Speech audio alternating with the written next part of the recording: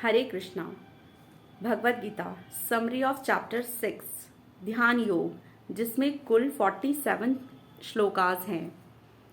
तो हमने जब 5th चैप्टर को फिनिश किया था, उसके एंड में प्रभु श्री कृष्ण ने ध्यान योग की तरफ इशारा किया था। अब इस 6th चैप्टर में प्रभु पूरे ध्यान योग को समझा रहे हैं कि कैसे इंद्रियों मतलब सेंसेस और मन को वश में करके हम कैसे ध्यान योग की तरफ बढ़ सकते हैं। क्योंकि जो ये मन है ना, ये इंसान का सबसे बड़ा मित्र है और सबसे बड़ा शत्रु भी है। अगर किसी ने मन पर संयम पा लिया तो वह मन उस व्यक्ति का सर्वश्रेष्ठ मित्र बन जाता है। अब प्रभु बता रहे हैं कि कैसे परमात्मा में ध्यान लगाया जाए। एक आसन बिछाएं, उसमें सीधी कमर करके बैठें, आँखों को बंद करें और भगवान का ध्यान लगाएं। मेडिटेशन करें। लंबे समय तक प्रैक्टिस करने के बाद ही हम ध्यान लगा पाते हैं।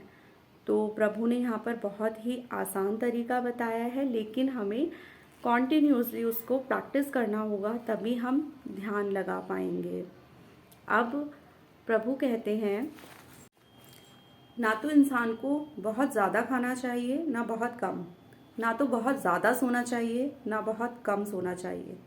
अगर मन इधर उधर भटके तो उसे खींच कर वापस ले आइए, क्योंकि मन के आप बॉस हैं, मन आपका बॉस नहीं है। अब जिस प्रकार हम दिया जलाते हैं और अगर वहाँ पर हवा ना हो तो उसकी जो लॉ है वो एज इट इज़ रहती है, मूव नहीं करती है। उसी प्रकार जो व्यक्ति ने ध्यान लगाया होता है और वो आगे बढ़ा होता है, प्रैक्टिस की होती है मेडिटेशन की, तो वो संभाव रहता है, उसे सर्दी गर्मी सुख दुख में उसको ज़्यादा तकलीफ नहीं होती है। तो यहाँ पर अब अर्जुन कहता है कि प्रभु, ये मन तो बहुत चंचल है, इसको मन को वश में करना तो बहुत मुश्किल है और असंभव ही लग रहा है।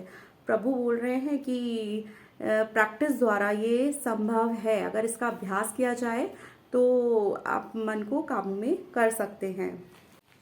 अर्जुन कहता है कि प्रभु, यदि कोई लंबे समय तक ध्यान करे और किसी कारण उसका ध्यान बीच में छूट जाए, रह जाए, तो फिर वो अपना ना तो वो भौतिक जीवन का सुख प्राप्त कर पाएगा और ना ही आध्यात्म जीवन को आनंद ही उठा पाएगा।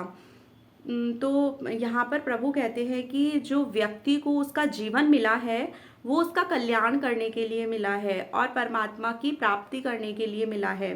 अगर किसी कारणवश एक ध्यान करने वाले व्यक्ति का ध्यान अधूरा रह जाता है तो उसे अगला जन्म ऐसे परिवार, ऐसे संपन्न परिवार में मिलता है कि वो अपनी भक्ति को आगे बढ़ा सके, उसको वो अवसर प्राप्त होता है।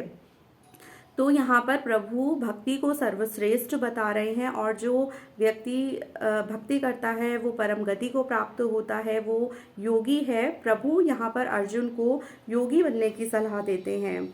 अब नेक्स्ट जो चैप्टर्स है 7 to 12, बहुत ही सुंदर चैप्टर है। भगवान ने एक्सप्लेन किया है भक्ति को, ज़रूर सुनिए।